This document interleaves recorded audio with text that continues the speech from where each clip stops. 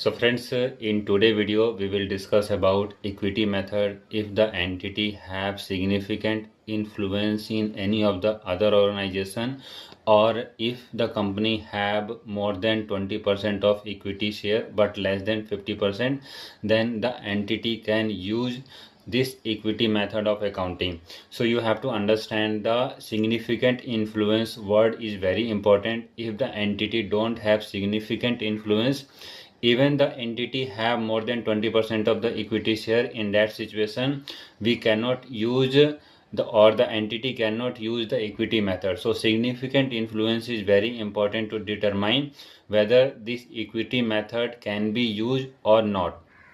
So there are some other situation in that if the entity is basically going through the liquidation, if the entity have some going concern related issue, in that situation also, even the company have more than 20% share, even the company have significant influence, in that situation also the equity method cannot be used. So there are these are some cases. I'm just telling you: the bankruptcy of the subsidiary, investment in subsidiary is temporary, lawsuit or anything is going against the company, or uh, or the investor cannot obtain the financial information necessary to apply the equity method, or basically it is saying about if you don't have any information how so basically you don't have the information whether you have the how much assets or how much liability are available in that company. In that situation also you cannot use the